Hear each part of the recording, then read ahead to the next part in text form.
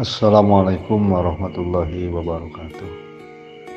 Wilujeng tepang di udara kasadayana simkuring Ustadz Harun ti Ciamis ku ngalangkungan ngaos kitab eta Minah Husaniyah. Mudah-mudahan aya paedahna sareng aya barokahna. Bismillahirrahmanirrahim. Ila hadratin Nabi Mustafa Muhammadin sallallahu alaihi wasallam wa ala alihi wa ashabihi wa ajwajihi wa dzurriyyatihi wa ahli baitihi kiram ajmain wa ila arwah syuyukhina wa syuyukhi masyayikhina khususan ila hadrati syekhina al-kiram almarhum al-maghfurullah walillah Abu Yaqi Cipicu musilati asyihohi khususan ila hadrati mu'allifi hadal kitab Minah Husaniyah wa nafa'ana bihim wa ulumihim amin ya Allah ya rabbal alamin. Sya'alillahilahum al-fatihah. A'udzubillahi minasyaitonir rajim. Bismillahirrahmanirrahim. Alhamdulillahi rabbil alamin arrahmanir rahim maliki yaumiddin. Iyyaka na'budu wa iyyaka nasta'in ihdinas siratal mustaqim siratal ladzina an'amta 'alaihim ghairil maghdubi 'alaihim waladdallin. Bismillahirrahmanirrahim. Bismillahirrahmanirrahim. Abdi ngaos kana ieu kitab Minah Husaniyah kalawan nyebati dengan Allah. Sifatna Allah Ar-Rahmani anu mapari nikmat ageng ya Allah di dunia sareng di akhirat. Sifatna Allah Ar-Rahimi tur anu mapari nikmat alit ya Allah di akhirat bungkul. Alhamdulillah ari sadaya jenis puji anu opat eta lillahi tetep kagungan Allah. Alladzi zat ar-rado anu parantos mardukeun Allah atau bata kana taubat.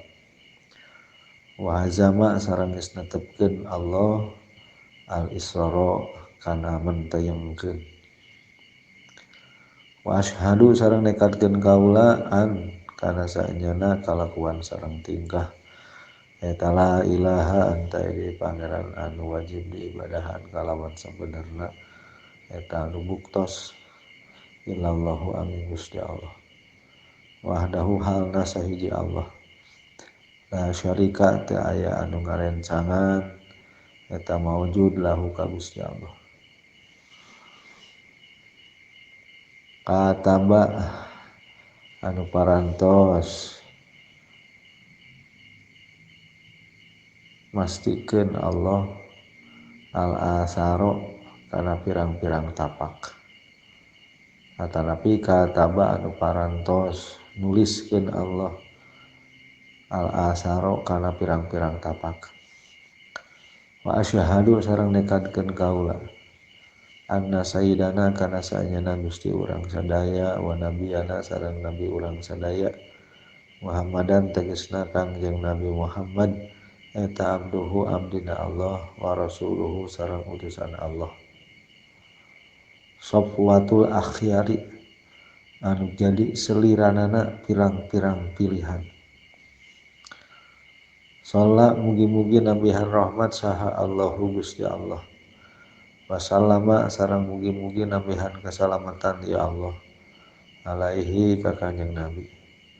Wa ala alihi sareng ka pirang-pirang kulawargina Kanjeng Nabi.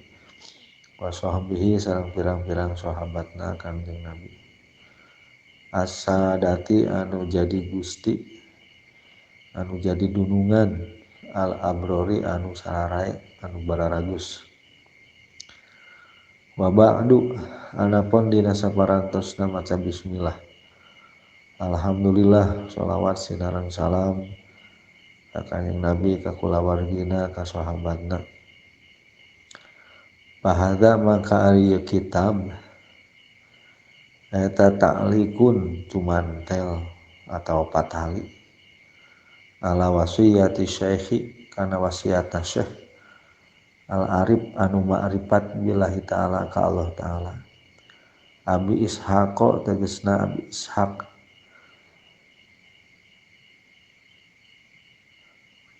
Ibrahimu tegasna Syekh Ibrahim al-Matbuliyu anak bangsa Matbuli toyaba muga-muga ngabaguskeun saha Allahu Gusti Allah sirrohu kana pakuburan Syekh wa ja'ala sareng muga-muga ngajadikeun ya Allah al jannata kana surga mun qalabahu kana tempat pangbalikanana Syekh wa maslahu sareng tempat ngungsina Syekh wa nafa'ana sareng muga-muga ngamanfaatkeun Allah ka urang sadaya muslimina sareng jalmi muslim kabeh bi barokatihi ku pirang-pirang kaberkahan Syekh wa ada sareng muga-muga ngabalikeun Gusti Allah alaya ka kaula wa alaihim sareng kaum muslimin kabeh min sholihi da'watihi tina kasolehan pirang-pirang dakwahna ieu Syekh pirang-pirang pangajakna ieu Syekh wallahu ta'ala jeung ka Allah ta'ala wungkul as'alu nyuhunkeun kaula ayan pa'a kana yen ngamanfaatkeun Gusti Allah bihi kana ieu kitab wa ayaj'alahu sareng muga ngajadikeun Gusti Allah kana ieu kitab khalisan halna bari ikhlas liwajihi karana dat Allah innahu sa'anyana Allah ala kulli syai'in kana saban-saban hiji perkara eta qadirun anu kawasa awalul wasiati ari eta kawitan wasiat alaika kedah netepan anjeun ayuhal akhu eling-eling dulur bil istiqomati kalawan istiqomah bitaubati dina taubat ataubatu ari ngaran taubat pilugoti mungguh lugot dina mungguh lugot eta arujumu balik deui yuqalu diucapkeun naon nu diucapkeun teh taba lapad taba maknana ay roja'a tegasna balik ieu si jalma wa fi syar'i jeung ari ngaran taubat dina mungguh syara eta arujumu balik amma tina perkara kana anu aya ieu mah eta madmuman dicacat dicela fi syar'i dina syara ilama kana perkara balikna teh wa anu ari mah eta mahmudun dipuji fi syar'i dina mungguh syara walaha jeung eta tetep pikeun taubat bidayatun ari ngamimitian wa nihayatun jeung panganggeusan Pabidayatuha mangka ari ngamimitian tobat eta ataubatu tobat minal kabairi tina pirang-pirang dosa gede summa sogo iri saterasna tina pirang-pirang dosa leutik sumal makruhati saterasna tina pirang-pirang anu dimakruhkeun summa min khilafil aula saterasna tina khilaful aula nyulayaan kautamian summa min ruyatihi saterusna tina ningalina jalma al hasanati kana pirang-pirang kahadean summa min ruyatihi saterusna tina ningalina jalma annahu kana yen saanyana jalma eta soro jadi ieu jalma eta ma'dudan anu diperhitungkeun min fuqara izabani tina sapalihna pirang-pirang fakirna ieu zaman summa min ru'yatihi saterasna tina ningalina jalma annahu kana saanyana jalma eta sidkun bener fitaubati tina dina taubat summa min kulli khatirin saterasna tina saban-saban kareteg yahturu anu ngareteg ieu si jalma lahu pikeun eta jalma atawa dimajhulkeun yukhtaru anu dikaretegkeun gitu naon lahu ieu khatir bi ghairi mardatillahi taala dina salianti anu dipikaridho ku Allah Subhanahu wa taala. Jadi awal wasiat ki musannif dina ieu kitab pepeujeuh anjeun haye dulur kudu istiqomah dina taubat. Ari ngaran taubat cek istilah ahli bahasa mah kadar-kadar balik deui we. Mangka aya istilah diucapkeun taba teh maknana ay roja'a tegasna balik ieu jalma. Ari ngaran tobat cek sara mah nyata balik tina perkara anu dicaca ku sara menuju kana perkara anu dipuji ku sara. Nu tadina tara salat dicaca ku sara jadi daek salat dipuji ku sara. Nu tadina tara ngaji dicaca ku sara jadi balik deui kana daek ngaji. Tangan pikeun tobat teh aya bidayah, aya permulaan, wanihayah jeung panutupan panganggeussan. Nya meh anggeus teh meureun ngamimitian heula. Tah ari bidayahna tobat, permulaan tobat teh nyaeta tobat tina pirang-pirang dosa gede. Jadi lamun urang pernah ngalakukeun dosa gede, buru-buru tobatan eta dosa gede. Tuluy tobat tina dosa-dosa leutik. Tuluy pamakruhan. Ngan ari udud mah dikeureuh keneh makruh ge. Da bisa rada beunta oge lah aya paedahna masalahna mah. Lamun ngajurung kana beunta dipake ngaji, lamun teu udud nunutan ngaji, nya eta mah alus keneh malebah kitu. Kan secara umumna ngaraning makruh mah emang kudu ditinggalkeun. Satuluna tobat tina nyulayaan kautamaan.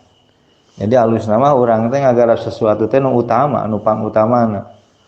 Itu utamana witir 11 gitu. Tah utamana mah 11 gitu. Jadi lamun ayeuna sok hiji wae gitu, witir teh hiji we gitu tah. Ningkat jadi 3. Lebih utama keneh 3 daripada hiji. Terus tobat tina 3 jadi 5 gitu jeung satuluyna. Gitu. Ngan bisi erek sarokaat witirna bisa taklid ka Sayyidina Utsman. Sabab Sayyidina Utsman mah saumurna salat witir teh ngan sarokaat.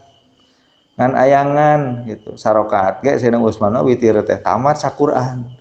Timiti Fatihah nepikeun ka Anas gitu. Anggeus gitu sarokaat ge. Nah, mun daek lamun erek sarokaat nyokot nya kudu kitu ka Sayyidina Utsman.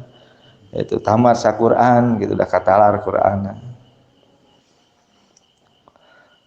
Terus tobat teh tina ningali diri aya dina pirang-pirang kahadean eta ku ditobatan. Urang teh asa alus kalakuan urang teh, perilaku urang, tutur kata urang teh asa halus marana boga rasa kitu tah tobatan. Jadi ulah boga rasa alus. Terus tobat deui tina ningali diri urang pribadi, urang teh diperhitungkeun ti golongan orang-orang fakirna ieu zaman. Ieu lamun urang boga rasa urang teh fakir, hayo we menta ka batur teh iraha merekna gitu. Jadi kudu boga rasa beunghar urang teh. Jadi daek mere ka batur gitu. Ari mere mah nya mere ku harta gitu, mere tanaga, mere ku ilmu naon we nu mampu urang.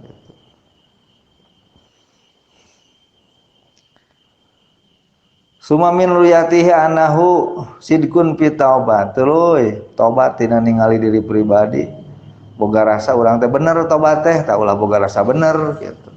Tobat teh jadi tuluy kudu tuluy-tuluyan tobat teh. Lamun geus ngarasa bener jadi eureun tobatna ge.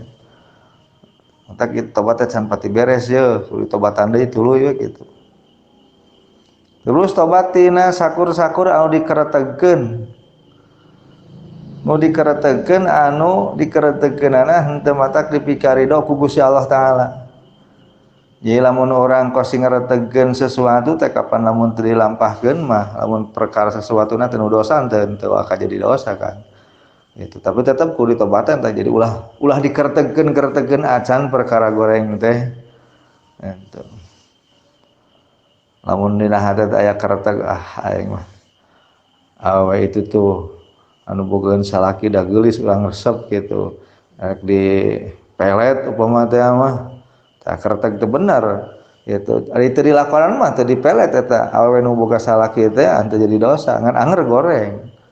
Gitu. Teh kudu tobatan. Jadi ulah aya dikeretegkeun acan perkara goreng mah. Itu henteu terlintas saeutik oge kudu kitu.